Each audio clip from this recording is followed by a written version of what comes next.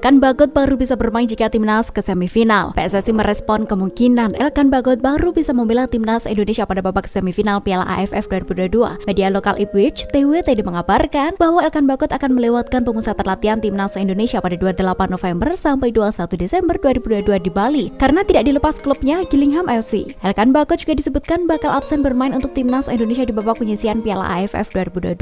Gillingham FC memang tidak mempunyai jadwal libur pada akhir tahun ini. Tim berjulukan The Gills itu bakal terus bermain di League 2 atau kasta keempat Liga Inggris. Elkan Bagot menjadi satu dari 28 pemain timnas Indonesia untuk persiapan Piala AFF 2022 dan kemungkinan bakal masuk skuad untuk turnamen 2 tahunan itu. Sekjen PSSI Yunus Nusi mengatakan bahwa pihaknya telah berkomunikasi dengan Gillingham FC untuk memanggil Elkan Bagot namun belum mendapatkan balasan.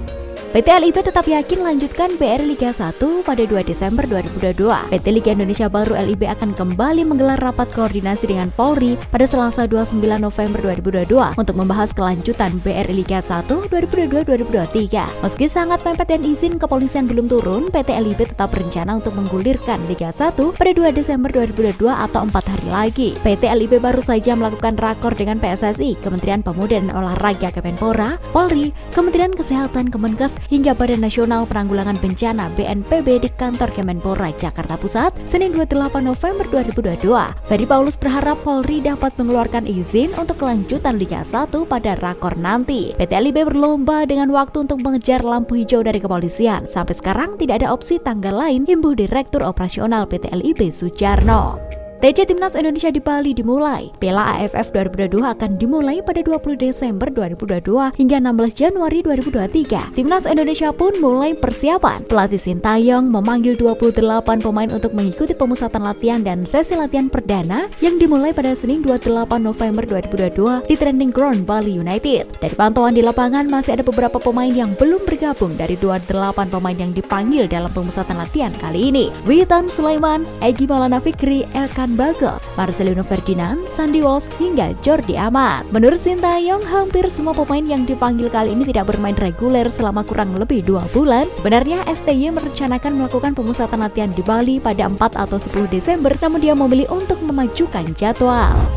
Timnas Indonesia pakai GBK untuk Piala AFF 2022. Timnas Indonesia berencana memakai Stadion Utama Gelora Bung Karno (SUGBK) Jakarta Pusat sebagai kandang di Piala AFF 2022. Sekjen PSSI Yunus Nusi mengetuk kebaikan hati pusat pengelola Komplek Gelora Bung Karno untuk menurunkan tarif sewa GBK untuk digunakan Timnas Indonesia di Piala AFF 2022.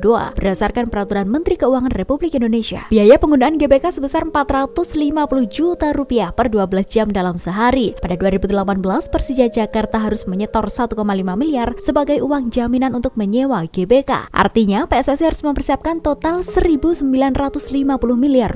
PSSI juga sudah meminta izin kepada Menteri Pemuda dan Olahraga Menpora Zainuddin Amali supaya Timnas Indonesia bisa memakai GBK di Piala AFF 2022. Persib versus Persija digelar di luar bubble. Direktur Utama PT Liga Indonesia Baru Ferry Paulus mengatakan bahwa partai tunda pekan ke-11 Liga 1 2022-2023 antara Persib Bandung melawan Persija Jakarta akan digelar di luar bubble. PT LIB berencana untuk melanjutkan Liga 1 secara sentralisasi di Jawa Tengah dan Yogyakarta pada 2 Desember 2022 untuk menghabiskan sisa putaran pertama Liga 1 dari pekan ke-12 hingga pekan ke-17. Selain Persib Bandung kontra Persija, 2 partai tunda putaran pertama Liga 1 lainnya juga bakal berlangsung setelah format terpusat selesai. 2 laga itu adalah Barito Putra melawan PSM Makassar dalam pekan ke-6 dan PSIS Semarang menghadapi Bayangkara FC pada pekan ke-11 Liga 1. Presiden Madura United minta format Liga 1 tak berubah-ubah. Presiden Madura United Aksanul Kossasi memberikan saran terkait kelanjutan Liga 1.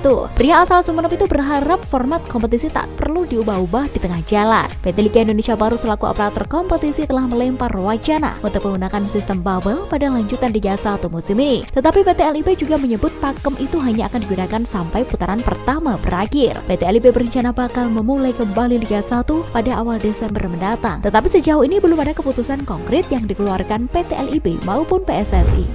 Nasib naturalisasi Rafael Struijk dan Zico Sorry buat Timnas U20. Dua pemain keturunan baru di Timnas Indonesia U20, Rafael Struijk dan Zico Sorry, belum tentu dinaturalisasi. Nasibnya keduanya akan ditentukan Sintayong. Rafael dan Zico bergabung dalam pemusatan latihan Timnas U20 pada 19 November. Keduanya juga dilibatkan dalam 4 laga uji coba bersama Timnas U20. Meski begitu, status keduanya sebagai pemain keturunan tak membuat PSSI menggaransi untuk mengurusnya menjadi warga negara Indonesia lewat proses naturalisasi. Hanya pemain yang benar-benar berkualitas untuk direkrut. Timnas U20 TC lagi Januari 2023. Timnas Indonesia U20 sudah menyelesaikan pemusatan latihan di Turki dan Spanyol. Marcelino Ferdinand akan kembali dikumpulkan pada Januari 2023. Adapun TC Timnas U20 di Turki dan Spanyol bukan yang terakhir. PSSI akan mengumpulkan para pemain lagi dalam TC sebagai persiapan Piala Asia U20 dan Piala Dunia U20 2023. Timnas U20 TC selama kurang lebih 40 hari di Turki dan Spanyol. Mereka juga menjalani sejumlah laga uji coba internasional melawan negara-negara kuat dan klub.